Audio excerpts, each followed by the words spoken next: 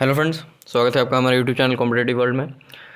दोस्तों, office assistant का answer की एक्चुअली में आउट हुआ था। भले ही वो कुछ देर के लिए हुआ हो, बट हुआ था। ठीक है, ये कंफर्म्ड हो गया है कि आउट हुआ था। बट साइट से क्यों हटाया गया उसके उसके पीछे क्या रीज़न है, ये बिल्कुल भी समझ में नहीं आ रहा कि आखिर आधे एक घंटे के लिए ही क्यों। ये मेरे समझ से भी बाहर है कि भाई अगर लाना ही था तो जैसे पिछले दिन जो पेपर हुआ था, 19 अगस्त को जो पेपर हुए थे, उनका आंसर की का जो फॉर्म था, जो भी ऑब्जेक्शन की का जो फॉर्म था, लिंक था, वो लगभग 7 से 8 दिन तक एक्टिव था। ठीक है, जब तक 19 अगस्त से हमारा जब पेपर हो गया था उसके 3-4 दिन बाद भी एक्टिव था वो लिंक।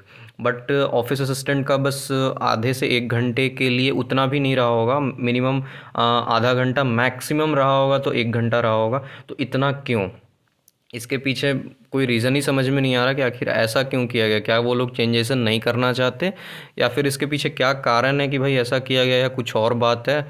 तो बट फिर भी आंसर की अवेलेबल हो गया है। जिन कैंडिडेट्स ने, एक आध कैंडिडेट्स ने भी देखे थे वो आंसर की और उन्होंने डाउनलोड किया था, उनको बहुत बहुत थैंक यू है। उन्होंने प्रोवाइड कराया है, जिसके कारण मैं ये वीडियो बना रहा हूँ, ताकि और भी जो कैंडिडेट्स हैं उनको आसानी हो सके। अगर, क्योंकि सबका आंसर की अलग होता है, ठीक है, और सेट्स में क्वेश्चन ऑप्शंस भी ऊपर नीचे होते हैं।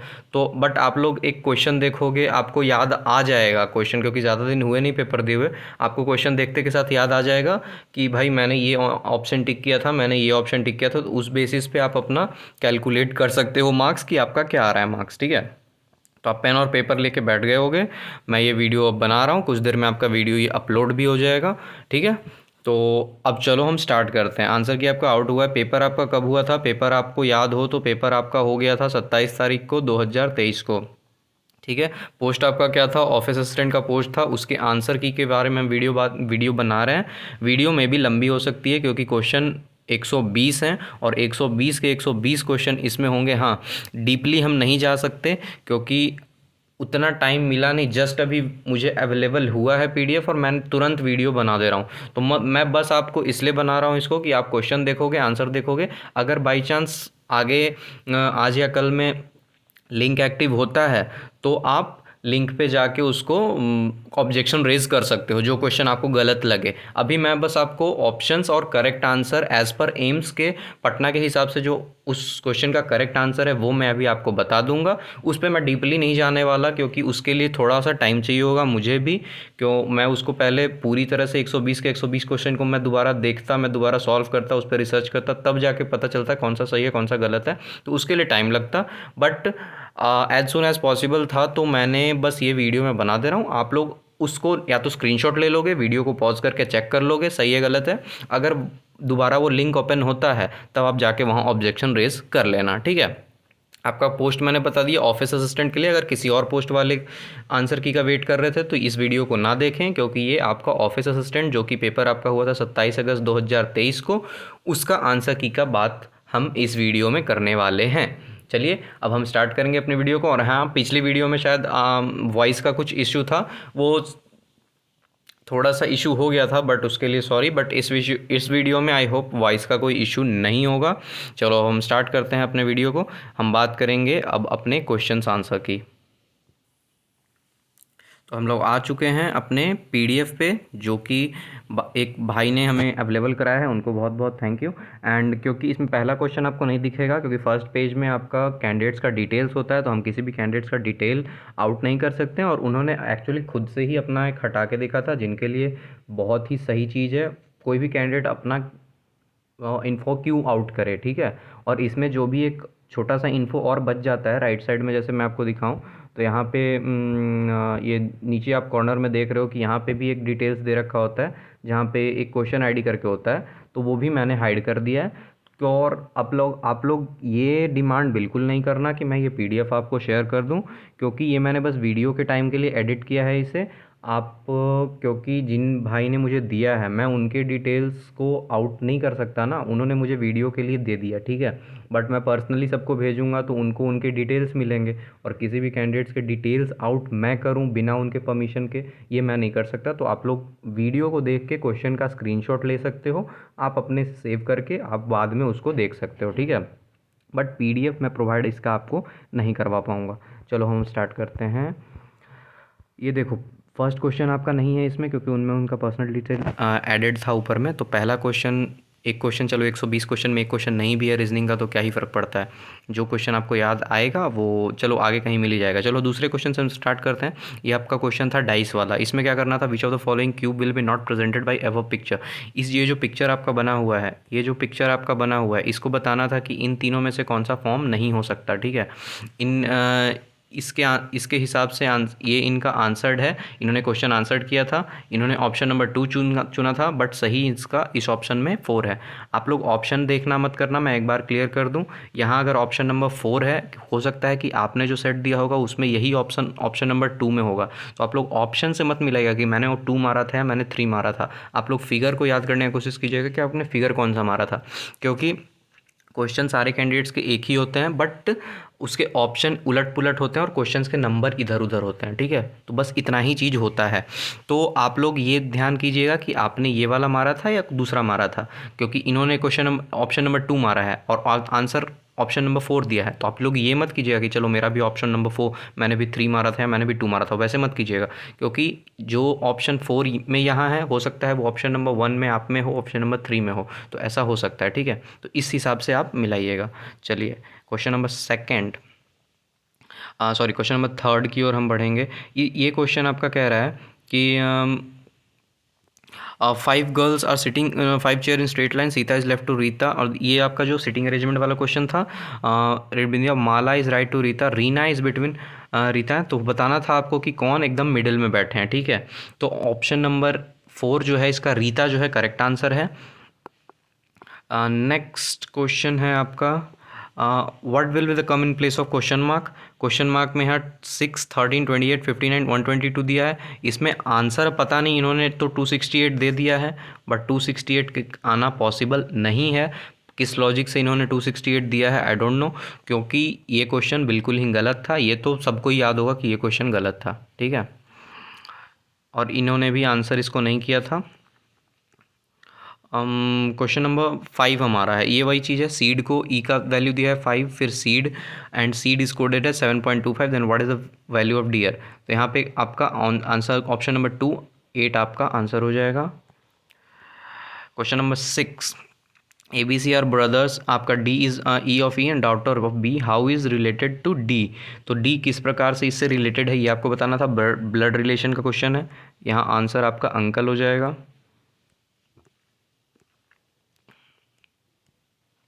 क्वेश्चन नंबर 7, ये आपका सिलॉग का क्वेश्चन था। यहाँ पे आपको स्टेटमेंट्स दिए हुए रहते हैं। Only books are fair, no fair is fog, some books can be fog, all books can be fog. यहाँ आपको पहले तो डायग्राम बनाना होता है, उसके बाद करना होता है। तो कुछ बुक्स फेयर हैं, ओनली मतलब कुछ ही बुक फेयर्स हैं और कोई भी फेयर जो है फॉग नहीं है। तो कंक्लूजन में आपको देखना था, उस हिसाब से जो आंसर दिया गया है वो है आपका only, if only conclusion 1 follows, ठीक है।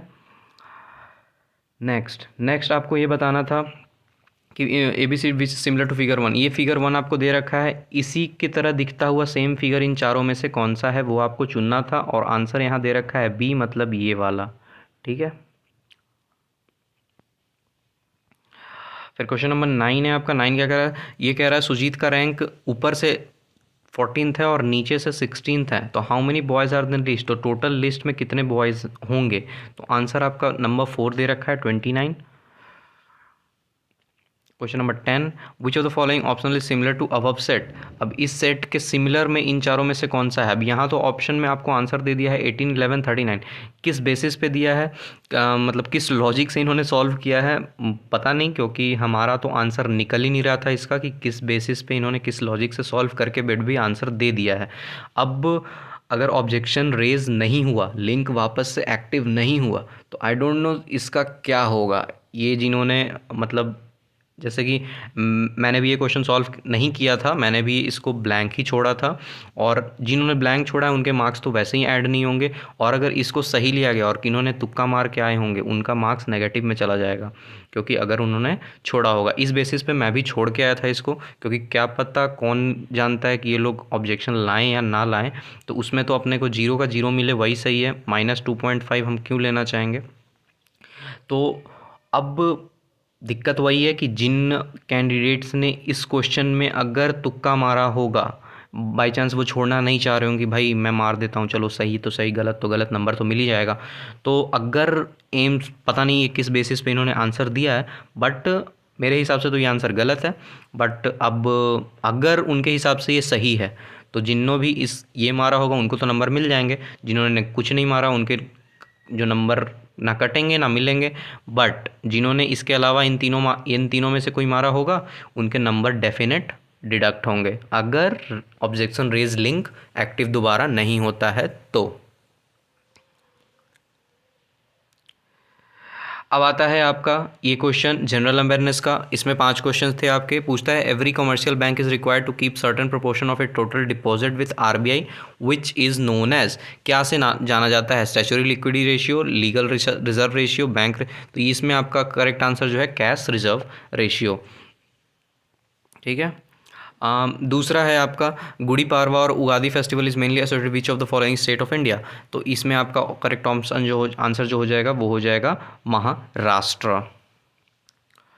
फिर क्वेश्चन नंबर 3, इसमें थोड़ा सा भी डाउट था कि ये क्वेश्चन में भी पूरी तरह से करेक्ट नहीं है, बट आंसर इन्होंने इसका दिया है। I don't know what is the answer, आप लोग एक बार चेक कर लेना, क्योंकि मैंने जैसे पहले ही कहा कि अभी उतना टाइम नहीं था मेरे पास कि मैं सब कुछ देख के आपको उसका डीपली इन्फो दे सकूं, उसके लिए बहुत टाइम लगता।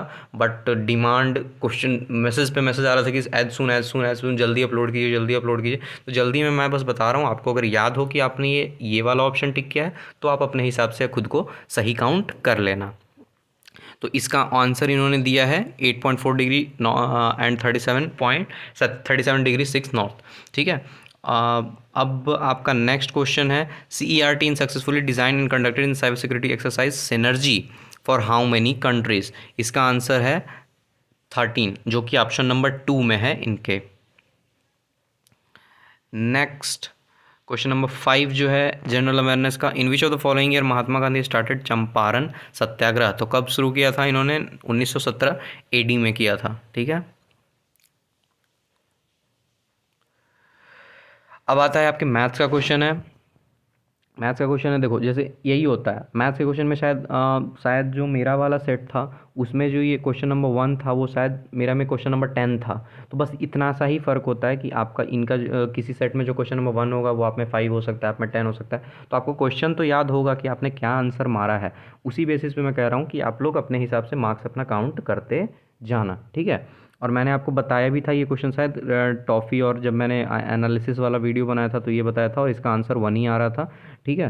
तो और कुछ लोग कह रहे थे कि क्वेश्चन गलत है, ये क्वेश्चन बिल्कुल भी गलत नहीं है, इसका आंसर 1 ही आएगा। ठीक है।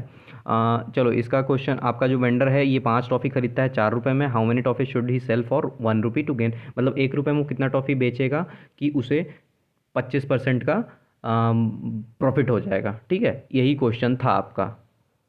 तो जनरली सा मैं अगर आपको इसको बता दूं, अगर आप मानते हो कि 1 रुपये में 1 टॉफ़ी मिलेगा तो 4 रुपये में इसने 5 खरीदा है, तो अगर 4 रुपये में 4 खरीदता तो 1 का 1 नो प्रॉफिट नो लॉस हो जाता। बट इसने 4 में 5 खरीदा है तो प्रॉफिट कितने का हो रहा है, 1 का। कितने पे हो रहा है, 4 का। तो हो गया ना, ये 25% यहाँ से आ गया। तो कितने में बेचना चाहिए, 1 रुपये में 1 बेचना चाहिए, तब जाके इसे 25% का प्रॉफिट होगा। क्योंकि 4 में 4 बेचता तब तो नो प्रॉफिट नो लॉस होता। बट अब 4 में 5 बेच रहा है, मतलब 1 एक्स्ट्रा बेच रहा है ना, उसी प्राइस में एक्स्ट्रा बेच रहा है। मतलब 100 रुपये में आप कोई चीज़ खरीद के लाते हो, 100 रुपये में मान लो 100 पेंसिल खरीद के ला रहे हो, बट अब मैं कह रहा हूँ कि नहीं, आप 100 रुपये में 110 पेंसिल खरीद के ला रहे हो। आपका इन्वेस्टमेंट तो उतना ही है ना, 100 का 100 है, वो तो नहीं बढ़ रहा, बट आपको बेचने वाला जो चीज़ है वो ज़्यादा बढ़ जा रहा है। तो आप डेफिनेट है कि आपका प्रॉफिट आएगा। तो प्रॉफिट जो एक्स्ट्रा आ रहा है उसी को इसमें एडजस्ट करना होता है, तो वहाँ से आंसर निकल जाता है। ठीक है। तो इसका आंसर आपका 1 होगा। क्वेश्चन नंबर 2, क्वेश्चन नंबर 2 आपका है, which of the following is equal to the value of square of 110। 110 का स्क्वायर के बराबर कौन सा है? तो ये तो बहुत ही आसान सा क्वेश्चन था। 121 122 हो नहीं सकता, 1100 हो नहीं सकता, तो बच जाता है हमारा ये, यही होता। इसका आंसर आपका है 1200, ऑप्शन नंबर जो 3 में है आपका। Next question, area of circular clock 314 square centimetre, find its circumference. कुछ लोग कह रहे थे ये क्वेश्चन भी गलत है। बिल्कुल गलत नहीं है क्वेश्चन, इसका आंसर आएगा। आपको बस आप लोग को पॉइंट में सॉल्व करना था, तो पॉइंट में आंसर आ रहा था, ठीक है। इसका आंसर आपका 62.8 है। Question number 4, Rama and Jyoti together can work a project in 12 days, which Rama can alone do in 30 days, in how many Jyoti can do it। इसमें कह रहा है आपको कि रामा ज्योति एक किसी काम को साथ मिलके 12 दिन में करते हैं। रामा अलोन उस काम को 30 दिन में कर सकती है, तो ज्योति उस काम को कितने दिन में करती? तो इसका भी मैं आपको सिंपल सा, क्योंकि मैथ्स बताना ज़्यादा हार्ड नहीं होता, आपको फैक्चुअल का ज़रूरत पड़ेगा गवर्नमेंट रूल्स में और जीके में।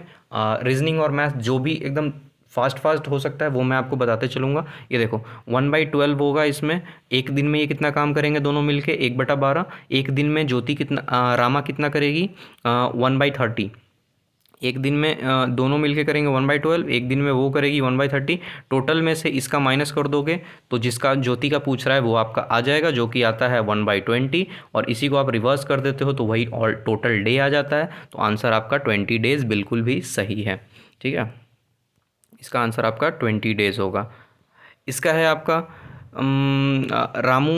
Ramu travel half of his journey speed of 110 kilometre per hour, rest of a car by 90 hours. What is the average speed? इसका एवरेज स्पीड आपको देना था, तो 110 किलोमीटर दिया है और ये 90 लीटर, तो एवरेज स्पीड दिया हुआ, इसका आंसर आपको 99 किलोमीटर पर आवर दिया गया है। A man took a loan from bank 8% annum simple interest. ये वाला क्वेश्चन मैंने आपको एनालिसिस में भी कराया था। 8% के सिंपल इंटरेस्ट पे वो 5 साल के लिए लोन लेता है और उसे इंटरेस्ट पे 6400 रुपये देना पड़ता है। तो what is the original amount borrowed from he, मतलब उसका प्रिंसिपल बता रहा है कि उसने कितना बोरो किया था। एसआई को आपको रख देना था इधर 6400, रेट को इधर 8 इंटू टाइम 5, और आपको प्रिंसिपल इधर पी रख के और 100 इधर करके आपको सॉल्व कर लेना था, जो कि यहाँ से आप अगर सॉल्व करोगे तो आपका आंसर 16,000 निकल के आ जाएगा, ठीक है। नेक्स्ट क्वेश्चन, क्वेश्चन नंबर 7 है, what is the 60% of the biggest 2 digit number. सबसे बड़े 2 डिजिट नंबर के का 60% निकालना था। इसको कैसे करना था? सबसे बड़ा 2 डिजिट का नंबर क्या होता है? 99 होता है। 99 का आपको सिंपली क्या करना था? 60% सॉल्व करना था, इससे ज़्यादा कुछ नहीं करना था। यही क्वेश्चन था आपका, ठीक है। सिंपल सा था। बिगेस्ट 2 डिजिट नंबर आप जानते ही हो, 2 डिजिट का सबसे बड़ा नंबर कौन सा होता है? 99। 99 का 60% निकालोगे तो आपका 59.4 आएगा। ये क्वेश्चन आपका, what is the value of 17 + 9 divided by 3 into 2 -2 into 4। इसका वैल्यू आपको बताना था, बोर्ड मास से सॉल्व करना था। पहले हम डिवीजन करते हैं, फिर मल्टीप्लिकेशन करते हैं, फिर प्लस एंड माइनस। तो आपका आंसर इसके हिसाब से 12 है। What is the average of odd number between 8 to 16। आपको सारा ही बताना था कि 8 से 16 के बीच में जितने भी ऑड नंबर हैं उनके एवरेज को कैलकुलेट करके आपको बताना था। आंसर इसका 12 है। देखो, the marks obtained by Ankit and Amit are in the ratio of 4:5 and the marks obtained by Amit and Abhay are in the ratio of 3:2। What is the ratio of Ankit and Abhay? ये आपको मैंने ऑलरेडी सॉल्व कराया भी था और मैंने एनालिसिस में बताया था। इसका आंसर आपका 6:5 दे रखा है। कैसे करना था आपको? अंकित और अमित का दे रखा है आपको, उसके बाद अमित और अभय का दिया है। अमित दोनों जगह मिल गया, दोनों को इक्वेट कर देना था, और दोनों को जैसे ही बराबर करोगे तो वैसे ही तीनों का रेशियो आपके साथ आ जाएगा, और फिर जिसका जिसका पूछा है वो आप बता दोगे। सिंपल सा था। इसी के साथ आपका मैथ के 10 क्वेश्चन कंप्लीट होते हैं। अब आता है इंग्लिश का हमारा। इंग्लिश में देखो, पहला क्वेश्चन है यहाँ पे आपको एक जम्बल्ड सेंटेंस दिया था, जो मैंने कहा था आपको PQRS, इसी को हम PQRS बोलते हैं। इसमें 5 देना था, इसको अरेंज करना था एक वेल मैनर्ड में, तो उसमें आपका आंसर दिया है DBCA। ये आपका हो सकता है किसी और ऑप्शन में होगा, बट आंसर आपका ये है, ठीक है। सेकेंड नंबर, द सेंटर, अब इसमें फिल इन द ब्लैंक्स करना था। The modern age is the age of machine from the revolution in Europe. इसका में टाइम आपका सही आंसर है। क्वेश्चन नंबर 3 क्या कह रहा है? In the sentence given below antonym बताना था आपका जो भी इसमें दिया हुआ है, तो इसमें इसका लॉडेटरी होगा आंसर सही। Question number 4, select the most appropriate meaning of the idiom. Idiom में बताना था आपको, जैसे कि मैंने ये क्वेश्चन आपको बताया था, ये to do harmful to someone who trusted you, stabs in back का मतलब वही होता है।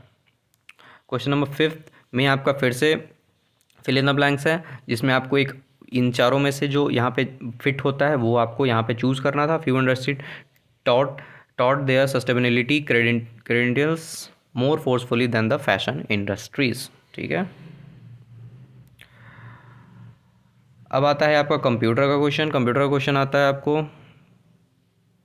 Dash is the study of social behaviour relationship. अब देखो एक्चुअली क्या है ना कि ये जो क्वेश्चन है वो आपका, आप कॉन्सेप्चुअल जाओगे तो ये कंप्यूटर से रिलेट नहीं करता है, बट फिर भी क्वेश्चन है तो है। इसको आप ऐसे बना सकते थे, काफ़ी आसान सा क्वेश्चन था।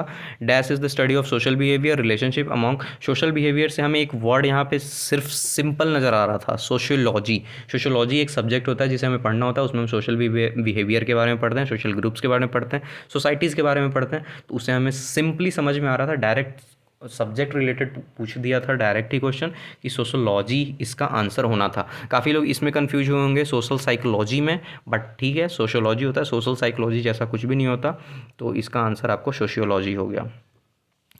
क्वेश्चन नंबर 2 है इसमें, which of the following is not organisation perspective of OB. अब इसका आंसर आपका दे रखा है ऑर्गेनाइजेशनल पावर एंड पॉलिटिक्स। ठीक है, क्वेश्चन नंबर 3 आपका क्या कह रहा था, which of the email account which user server connect to the mail server through a mail client, the client retrieves all the message from the server store locally and mark them as new unread message. कैसे करते थे, तो उसका POP account के से हम लोग करते हैं। Question number 4, dash is use to perform data analysis and generate report like periodic financial statement, statical report etcetera in MS Excel. तो इसका आपका पिवट टेबल में होता है। देखो इन सब क्वेश्चन को एक बनाने का तरीका बताऊं कि जो भी यहाँ देखो कुछ भी अगर होता है, यहाँ जैसे एनालिसिस में रिपोर्ट तैयार करना है, रिपोर्ट हम लोग कैसे तैयार करते हैं, जनरली हम तैयार करते हैं ना कि ऐसे टेबल टेबल टेबल बना के करते हैं। तो एक्चुअली ये क्वेश्चन मैंने भी सबसे एंड में किया था, जैसे मैं अपना पर्सनल बताऊं तो मैंने भी सबसे एंड में किया था, और एडजेक्ट मुझे भी नहीं पता था कि किस में करते हैं, क्योंकि ये वही लोग बता पाएंगे जिन्होंने एडजेक्ट इसके बारे में पढ़ा हो, या एडजेक्ट ये काम वो लोग करते हों। ठीक है, बट थोड़ा सा आप एलिमिनेट जब करते हो ना क्वेश्चन को ऑप्शंस को एलिमिनेट करते हो कि नहीं, ऑटोफिल तो हो नहीं सकता, विजार्ड का मतलब ही नहीं बनता कुछ, चार्ट्स, अब चार्ट्स में कैसे प्रिपेयर थोड़ी करते हैं हम लोग, प्रिपेयर करना है तो हम लोग क्या किस चीज़ में करेंगे, टेबल में करेंगे, टेबल बनाएंगे तो टेबल में करते हैं। तो टेबल से एक आ रहा था पिवट टेबल, और तीनों से थोड़ा अलग भी था, तो मैंने भी ये टिक किया था, और अनफॉर्चुनेटली ये सही है। चलो नेक्स्ट क्वेश्चन पे हम लोग मूव करेंगे। क्वेश्चन नंबर 5 है हमारा, क्या कह रहा है, which of the following theory management is organisational centred, new classical management theory और क्लासिकल मैनेजमेंट थ्योरी। इसका तो कोई आइडिया ही नहीं था, चलो इसका ऑप्शन ओनली जिन्होंने 2 मारा होगा उनका सही है। Question number 6, which of the following is not example of A system icon in MS word. कौन सा इसमें नहीं होता है, तो सिस्टम ट्रे इसमें नहीं होता। ये तो काफ़ी लोगों ने मतलब सब ने सही किया होगा। Question number 7, which of the following is responsibility of the middle level of management. Middle level of management में जो होता है उसमें रेस्पॉन्सिबिलिटी क्या होता है, कि क्या होता है, मॉनिटरिंग का होता है। ठीक है, question number 8, which of the following is not correct about the slide view pain in MS PowerPoint। कौन सा इसमें से सही नहीं है, ऑप्शन नंबर 1 जो है वो आपका सही है। Question number 9, which of the following is are true about SRAM। अब SRAM है, इसके बारे में क्या सही है, तो 1 एंड 3 जो है वो सही है। Question number 10, which of the following menu contain the header and footer in MS word. अब देखो इसमें व्यू मेनू दे रखा है आंसर में, अब क्या पता व्यू मेनू क्या है, कुछ लोग कमेंट में बता रहे थे कि भाई व्यू मेनू इसमें नहीं होना चाहिए, इंसर्ट मेनू में भी होना चाहिए। तो अब तो फाइनली यार कुछ नहीं कर, अब अगर ऑब्जेक्शन रेज नहीं हुआ, हमारे हाथ में कुछ नहीं है, अब अगर ऑब्जेक्शन लिंक दोबारा नहीं आया तो जो इन्होंने आंसर दिया है उसे ही सही माना जाएगा, हम लोग कुछ नहीं कर सकते। ठीक है, एक बार मैं दोबारा से इसको वेरीफाई करूँगा सारे को कि क्या आंसर सही है गलत है, क्योंकि अब तो क्वेश्चन आ चुका है ना, अब आंसर भी आ चुका है, तो इसको लेके हम लोग पूरे को एक बार वेरीफाई कर लेंगे। उसके बाद जो गलत निकलेंगे ना, जो भी इनमें से गलत, उसको लेके मैं एक और वीडियो बना दूंगा कि हाँ ये वाले गलत हैं, ये वाले गलत हैं, उसको आप लोग मैच कर लो। अगर दोबारा ऑब्जेक्शन की अगर बाई चांस आ जाता है तो फिर वहाँ हम लोग ऑब्जेक्शन रेज कर सकते हैं। अब यहाँ पे हमारा कंप्यूटर का भी सेक्शन ख़त्म हुआ। अब आता है आपका गवर्नमेंट सेक्शन रूल वाला। ठीक है, अब हमने 3 सेक्शन, हमारे 4 सेक्शन हमने देख लिया। मैथ्स देख लिया हमने, रीजनिंग देख लिया, इंग्लिश देख लिया, जीके देख लिया, कंप्यूटर देख लिया। हमने 5 सेक्शन देख लिए हैं। अब जो है आपका हम डिस्कस करने वाले हैं वो आपका गवर्नमेंट रूल है। ठीक है, देखो यहाँ कह रहा है which of the following is the prescribed authority of the government servant in the case of group C and group D post. मतलब इनकी अथॉरिटी किसके पास होती है, तो यहाँ हेड ऑफ ऑफिस के पास होती है। Next question number 2, who appoint the जज of the high court of India. कौन अपॉइंट करते हैं, प्रेसिडेंट करते हैं। क्वेश्चन नंबर 3 आपका था which of the following is true about obligatory departmental examination. Obligatory departmental examination के रिगार्डिंग में कौन सा ट्रू है, तो इसमें आपका जिन्होंने भी ओनली 1 मारा होगा, passing essential condition prefer government service, वो उनका सही हो जाएगा। Question number 4, what is the nominal salary of honorary worker in the respect of civil post. क्या होता है, तो ₹1 पर मंथ होता है। Question number 5, which of the following is are the type of information that will continue to be accepted without any obligation to give any citizen. इसमें बताना था कौन सा है आपका, जैसे लगभग क्वेश्चन जैसे कि बताए थे इस बोथ 1 2 है, 1 2 है या नाइदर 1 2, इसी टाइप के क्वेश्चन काफ़ी ज़्यादा पूछे गए थे। इसमें आपका बोथ 1 2 है जो आपका आंसर हो जाएगा। Question number 6, which of the following is true, which of the following is correct definition of personal पे। पर्सनल पे का डेफिनेशन कौन सा करेक्टली बताता है, तो ये आपका क्वेश्चन नंबर 2 हो जाएगा। It mean additional pay granted to government service save him from a loss of sustained pay due to a revision और reduction.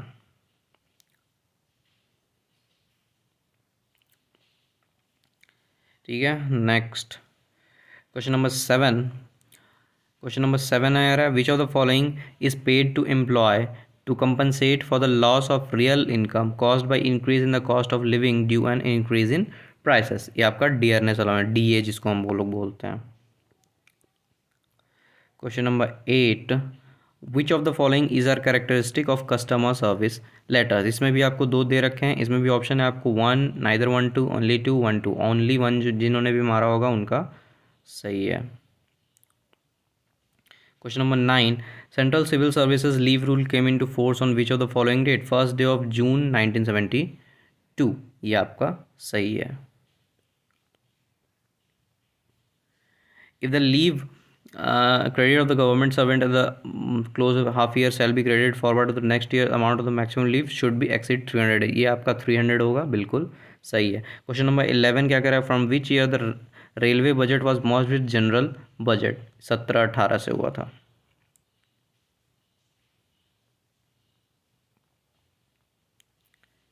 Question number 12, which of the following is are related to government account according to the GFR 2017। तो इसमें consolidated fund, public fund, contingency fund, all 1 2 3। इसमें आपको एक formula बताना था, what is the correct calculation of mileage for the entitled fare with the administrative to the employee. Employee का जो mileage का वो होता है वो कैसे हम लोग निकालते हैं, मतलब कैसे वो लोग कैलकुलेट करके उनको देते हैं। तो इसमें जो आपका है ये क्वेश्चन ऑप्शन नंबर 4 में जो है जिनका भी रहा होगा वो जिन्होंने टिक किया है वो आपका सही हो जाएगा। Question number 14, at what rate is the earned leave shall be credited to the leave account of the government servant for each completed calendar month of service which he is likely to render in a half year of the calendar year in which he is appointed। 2.5 इसका आपका option number जो 3 में है वो इसका सही answer होगा। Question number 15, the fundamental rule came into force on which of the following date. 1 जनवरी 1992 पे आया था।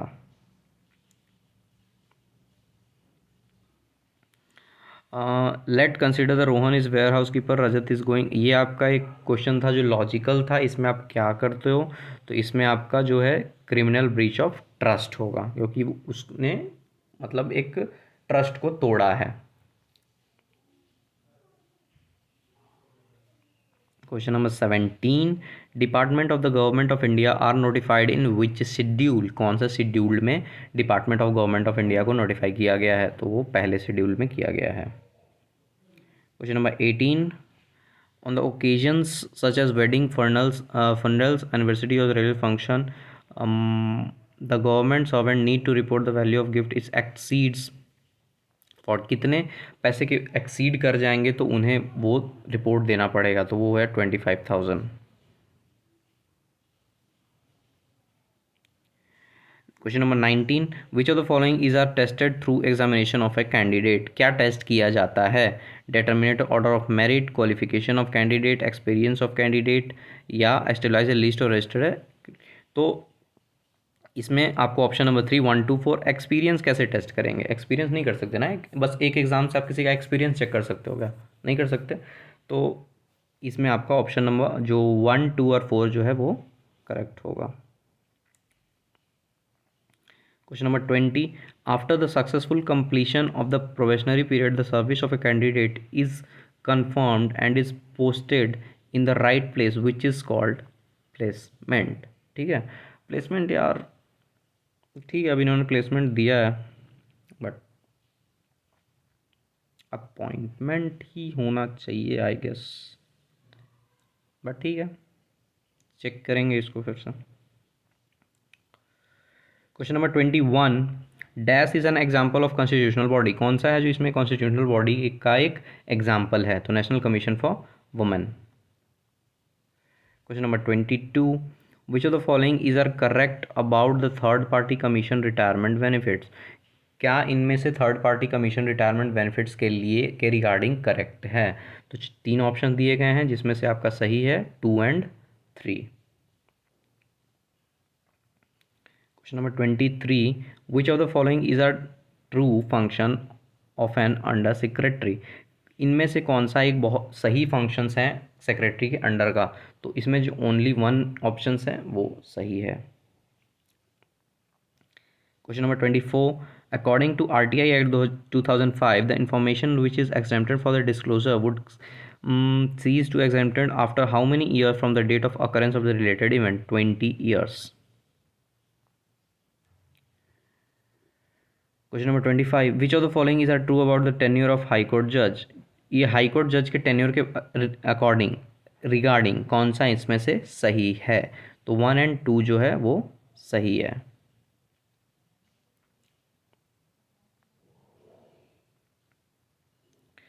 Twenty-six, what is the third stage of in identifying and analyzing the effect of prevailing market rate in salary administration, इसका जो option number 1 जिन लोगों ने मारा होगा वो सही है बिल्कुल, हालांकि मैंने तो छोड़ा था। Question number 27, which of the following is not related to indirect recruitment, इसमें से कौन सा इनडायरेक्ट रिक्रूटमेंट से रिलेट नहीं करता है, तो ऑप्शन नंबर जो आपका है service can keep pace with changing condition and techniques जो है वो आपका सही हो जाएगा।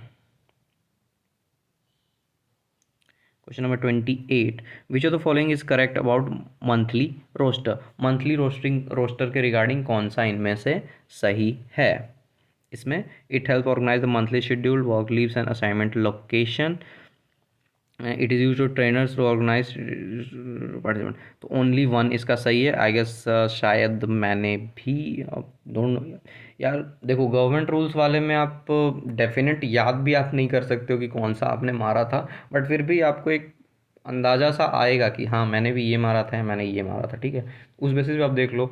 अब एम्स को करना तो चाहिए यार रिलीज़, क्योंकि सब लोगों ने देखा नहीं है, तो अब देखो क्या ही होता है, नहीं होता है तो फिर तो इसी से काम चलाना पड़ेगा। लगभग आप अंदाज़ा लगा सकते हो, एक आध दो के आसपास से अंदाज़ा लगा सकते हो कि भाई इतना आपका आ रहा होगा। हाँ, सब लोग अगर जो लोग भी इससे एनालाइज करके अपना काउंट करोगे तो एक बार कमेंट में बताते जाना कि कितना आ रहा है, उसमें मेजॉरिटी जो जितने लोग का मेजॉरिटी जो नंबर्स आएगा कट ऑफ उसी के आसपास रहने का चांस रहेगा, ठीक है।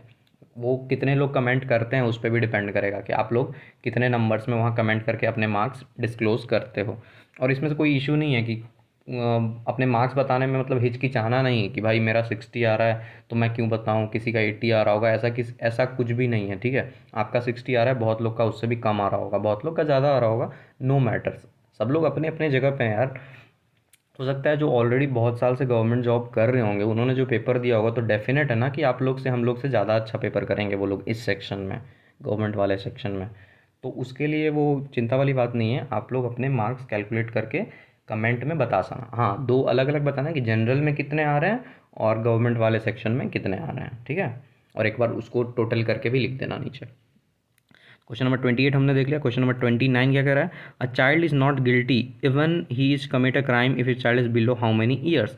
तो इसका तो ऑप्शन नंबर 2 आपका 7 बिल्कुल सही आंसर है।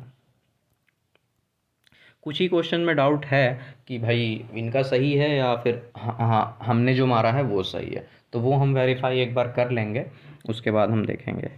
ये आपका क्वेश्चन नंबर 30 है। रजिस्ट्रेशन ऑफ डाक, maintenance of section diary and file movement registrar, photocopying and fixing किसका काम होता है? तो ये सब एमटीएस का काम होता है, मल्टीटास्किंग स्टाफ का, ठीक है। 31 विच of the following is true about the local funds. Local funds के रिगार्डिंग कौन सा ट्रू है, 1 और 2? दो ऑप्शन दिए गए हैं। The revenue of anybody specially notified by the prime minister और revenue administrated by body with the law and control of government such as enactment of leave pension and similar rules. तो आपका जो only 2 यहाँ पे सही दिया गया है। क्वेश्चन नंबर 32 है आपका। अब 32 में क्या कह रहा है? डैश मीन्स रिकरिंग और non recurring payment granted to government servant from the consolidated fund of India और state as remuneration for special work of an occasional and intermediate character. इसमें आपका दिया गया है ऑप्शन नंबर 3 जो है वो सही है।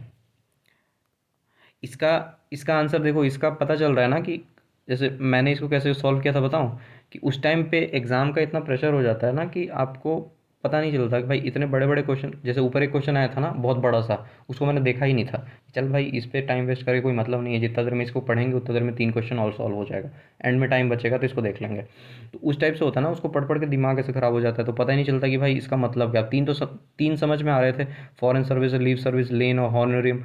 तो इसको फिर आप जो भी ना समझ में आए ना उसको तुरंत से लैंग्वेज चेंज करके आप हिंदी में देख लिया करो, ठीक है। ये धीरे धीरे मैं बताते चलूँगा आप लोग को, अगर आइडिया, आप बहुत लोग ऐसा करते होंगे बट जो लोग क्या पता पहली बार पेपर दे रहे हो या उनके लिए बताते चलूँ कि अगर जो में इंग्लिश में प्रॉब्लम होता है ना, हल्का सा अपने लैंग्वेज में आप जैसे हिंदी में देखोगे ना, क्या पता इसका मतलब आपको यहाँ समझ में नहीं आ रहा और वही आपको उसी ऑप्शन को हिंदी में देखोगे तो फट से समझ में आ जाए।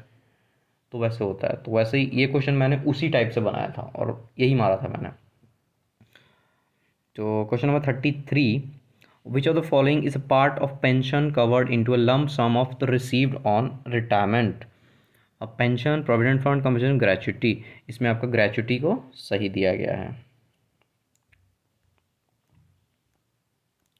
34, according to CCS leave rules, no government service shall be granted leave any kind of continuous period exceeding how many years। ये तो आसान सा क्वेश्चन है, आपका 5 ईयर्स हो जाएगा। क्वेश्चन नंबर 35, ये आपको वही सीक्वेंस बिठाना था कैसे कैसे करेंगे, तो इसमें दिया गया क्रिमिनल इंटेंशन होगा, फिर प्रिपरेशन होगा, फिर अटेम्प्ट होगा, फिर कमीशन ऑफ क्राइम होगा, फिर अकम्प्लिशमेंट होगा।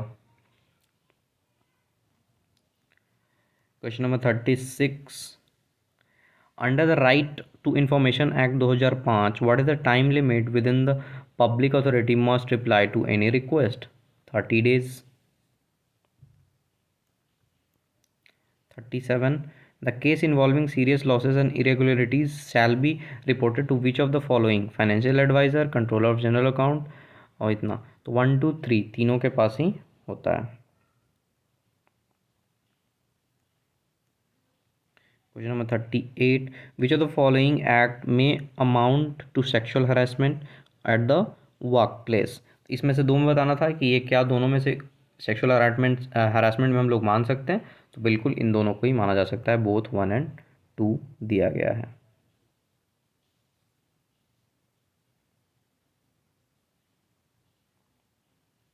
Question number 39, which of the following is not included in external correspondence? External correspondence में कौन सा इसमें से नहीं इंक्लूड होगा? तो वो है branch offices. Question number 40, how many privilege leaves are entitled to a watchman or a caretaker who has completed a period of 12 months in a continuous employment? 30 days.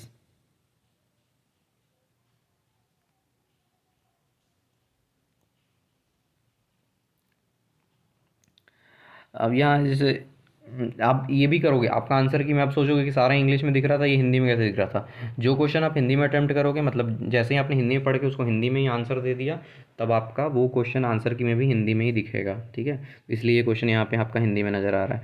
Dash roster का उपयोग स्नानगृह के apartment के लिए किया जाता है जो कोई निवासियों के साथ साझा किए जाते हैं, तो वो दैनिक कार्य।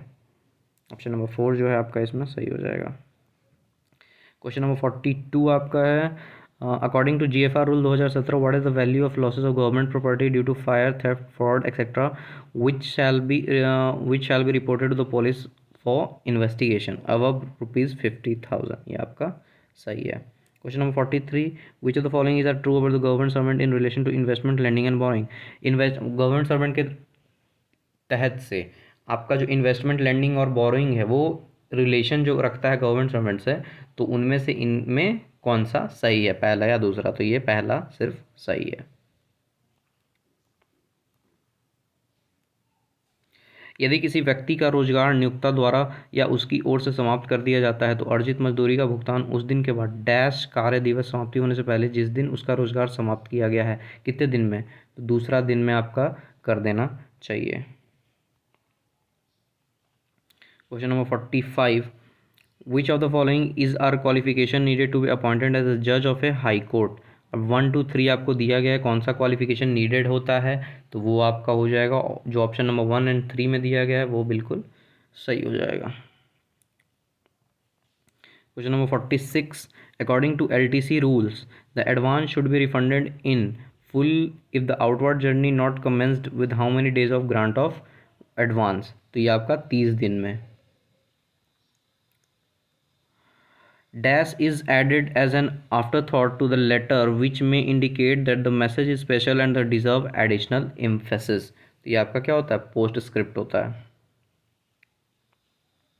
48, which of the following is used for routine correspondence or traditional day to day exchange of information within an organization? तो ये मेमोज के द्वारा किया जाता है। Question number 49,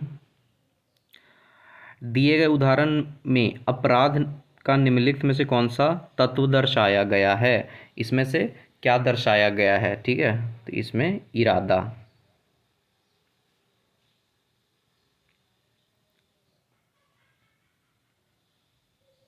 question number 50, CCS conduct rule में apply to which of the following government servant. किस तरह CCS रूल कहाँ पे अप्लाई किया जाता है? तो पर्सन अपॉइंटेड सिविल सर्विस बिल्कुल सही है, सिर्फ only 3। 51, which of the following is correct about the user charges. User charges के रिगार्डिंग कौन सा इसमें से करेक्ट है? तो ऑप्शन नंबर 2 में जो 1 एंड 2 जो है वो दोनों ही सिर्फ करेक्ट हैं, 3 नंबर जो है वो करेक्ट नहीं है। क्वेश्चन नंबर 52, निम्नलिखित में से कौन सा रोस्टर का प्रकार नहीं है?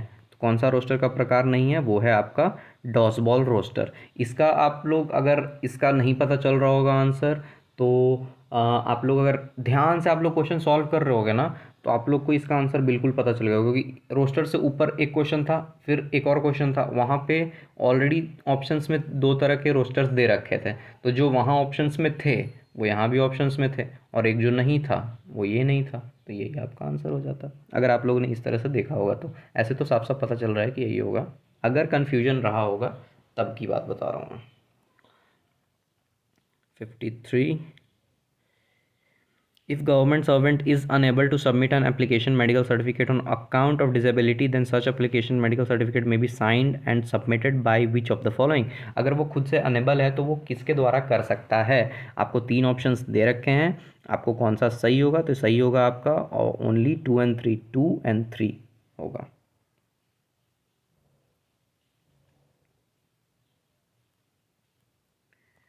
चलो question number 54, which of the following is an exemption from an intra-territorial jurisdiction of IPC। तो आपका ओनली टू, जो टू वाला है वो सही हो जाएगा। Question number 55, which of the following statement they are true, इनमें से स्टेटमेंट दे रखा है, इसमें से कौन सा ट्रू हो जाएगा। रोस्टर के बारे में दे रखा है, तो बोथ 1 एंड 2 इसमें आपका दे रखा है, बोथ 1 एंड 2 सही हैं। आप लोग क्या करना कि स्क्रीन पे जैसे ही आ रहा है ना, आप लोग स्क्रीनशॉट ले लेके एक बार रख लेना, उसके बाद आप लोग अच्छे से खुद में देख सकते हो, क्योंकि स्क्रीन तो रुक ही रहा है उतने देर के लिए, तो आप स्क्रीनशॉट आराम से ले सकते हो, और पर स्क्रीन में, एक स्क्रीन में आपको 2 क्वेश्चन तो कवर हो ही जा रहे हैं। तो which what is the minimum and maximum pension rate respectively as recommended by the fourth pay commission, कौन सा फोर्थ पे कमीशन से, ये वाला क्वेश्चन था आपको 375 and 4500। Which of the following bodies are stabilized by the government in which the majority share are held by the President of India or his nominees, public sector undertaking, आपका सही है। Question number 58, which of the following is used when a receipt has to be returned in original to the sender, or the receipt in original or its copy it's sent to another department office for information or action, endorsement बोलते हैं उसको। Question number 59, यदि मंजूरी जारी होने की तारीख से डैश महीने की अवधि के दौरान पूर्ण या आंशिक रूप में से कोई भुगतान नहीं किया गया तो किसी भी नए शुल्क की मंजूरी समाप्त हो जाएगी 12 महीने के अंदर।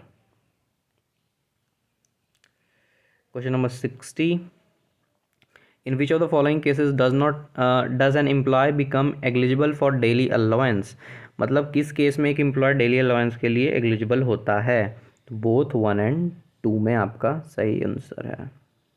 क्वेश्चन नंबर 61, संरक्षण प्रणाली के बारे में निम्नलिखित में से कौन सा या से सही है, मतलब इन दोनों में से कौन सा एक सही है, तो केवल वन मतलब ऑप्शन जो 1 दिया गया है वो आपका बस सही है। If a PIO receives a request of information which is related to or has been supplied by a third party, then within how many days should he give written notice to such party informing him about the request or disclosure? 5 days.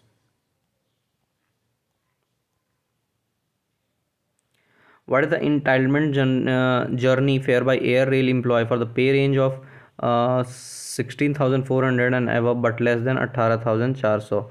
Answer आपका AC first class दे रखा है।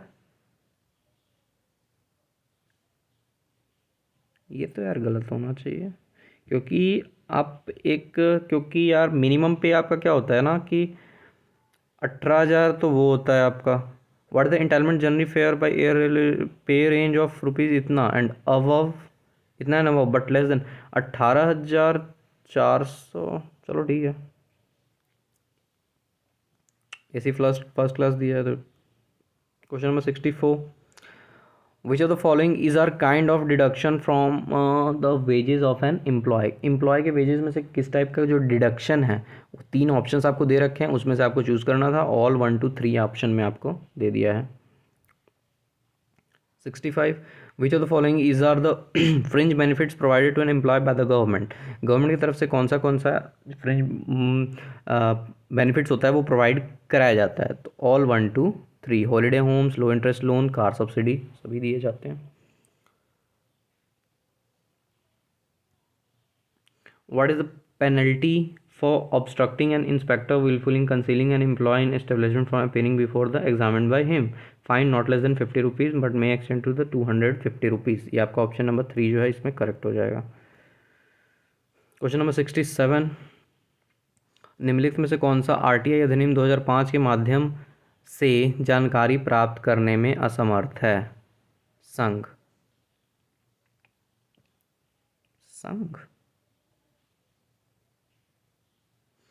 Which of the following, यार काफ़ी question में doubt हो रहा है, but अब डाउट तभी क्लियर हम लोग कर सकते हैं जब अगर एम्स जो है वो दोबारा हमें मौका दे, ठीक है, अदरवाइज़ जो उन्होंने दे दिया है उसी के बेसिस पे वो लोग रिज़ल्ट आउट करेंगे, और उसमें हम लोग कोई ऑब्जेक्शन नहीं डाल सकते, क्योंकि यू नेवर नो कि आपके कौन से सही है कौन से गलत हैं, ठीक है। तो काफ़ी क्वेश्चंस में डाउट क्रिएट हो रहे हैं। Question number 68, which of the following is are true about central administrative tribunal. तो इसमें से आपको 3 दिए गए हैं, फिर से वही बताना है कौन से सही हैं। तो ऑप्शन नंबर 3 में आपका कह रहा है कि 2 एंड 3 आर ओनली सही। अगर मतलब वो नहीं आया ऑब्जेक्शन फॉर्म दोबारा, तब तो जो इन्होंने दे रखा है उसी के बेसिस पे करना होगा। नेक्स्ट, कार्यालय में संचार के लिए उपयोग किए जाने वाले कार्यालय ज्ञापन के बारे में निम्नलिखित में से कौन सा सत्य है। फिर से आपको 3 दे रखे हैं, इसमें से पूछा है। ऑलमोस्ट बहुत सारे क्वेश्चन इस टाइप के थे कि भाई स्टेटमेंट्स दे दिया है, उसमें आपको बताना है कि कौन सा सही है। उसमें आपको तो एक में दे रख, पहले तो देगा सभी, फिर 1 2 3 4, बहुतों में तो दिया है कोई भी नहीं, ऐसा भी दिया है। तो इसमें आपका सही कौन सा है, केवल 1 और 3, मतलब 1 और 3 जो है आपका सही है। Question number 70, dash allowance is given to employee when his pension is not admissible on account to public servant removal for service misconduct, insolvency or insufficiency to compensate. What is the entitlement journey fare by river steamer for employee in pay range of 8,000 and above, highest class?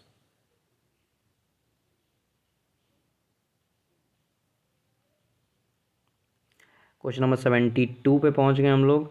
The leave account of every government servant serving in is a vacation department shall be credited with earned leave in advance in 2 installments of 5 day each of the first of which of the following months of every calendar year। तो ये तो जनवरी and July. 73, which of the following is not a type of urgency grading used for file management in the office? Deferred।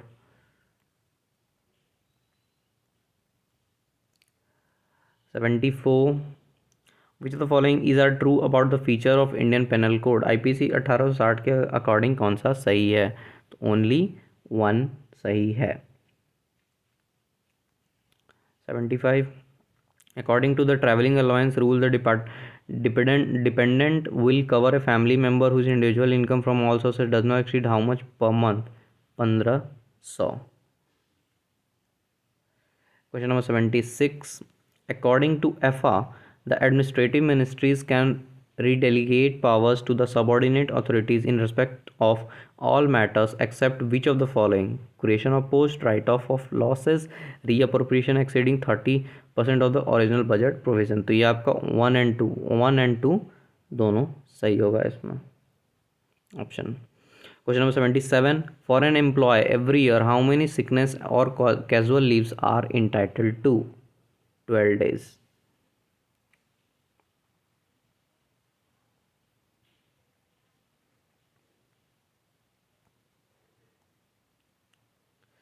अब आपका under the 4th pay commission recommendation pension under government is payable only for those employee who have rendered a minimum of how many year qualifying services? 10 years। 79 है हमारा। अब which of the following is not true about cleaning roster? Cleaning roster के regarding इसमें से कौन सा सही नहीं है? तो आपका सही कौन सा नहीं है? It is created a monthly format with employee name and shift timing for every month in a year. ये आपका इसमें इसके रिगार्डिंग सही नहीं है। अब लास्ट क्वेश्चन है हमारा ना ये, क्वेश्चन नंबर 80। क्वेश्चन नंबर 80 है आपका, no indoor game should be played in office building after dash except on special occasion such as tournament etcetera 7 PM। 7 PM के बाद इंडोर गेम आप नहीं खेल सकते ऑफिस में, ऑफिस बिल्डिंग्स में, अगर स्पेशल ओकेज़न ना हुआ या कोई टूर्नामेंट ना रखा गया हो तो आंसर आपका 7 PM दिया गया है इसमें। तो हम लोग ने 119 क्वेश्चंस यहाँ पे देख लिए, जिसका आंसर एम्स के मुताबिक जो भी दिया गया है उसके बेसिस पे आप एक बार मैच कर लोगे। हम लोग ने 119 आउट ऑफ 120 क्वेश्चन देख लिए। एक क्वेश्चन जो कि रीजनिंग में हम लोग ने नहीं देखा, तो आपका 119 में से आप 120 में, आप 119 में से ही बताना, 119 में इस आंसर की के हिसाब से जो ये आंसर की आया है इसके हिसाब से डेफिनेट इसमें कम से भी कम तो 2 तो गलतियां वहाँ हो गई रीजनिंग में, एक गलती जीके में लग रहा है मुझे, और गवर्नमेंट रूल के 80 क्वेश्चंस में मतलब कितना भी कम कहूँ ना तो 5 से 8 क्वेश्चन में गलतियां लग रही है, 5 to 8 क्वेश्चंस तो डेफिनेट लग रहा है ऐसा कि भाई डाउटफुल है।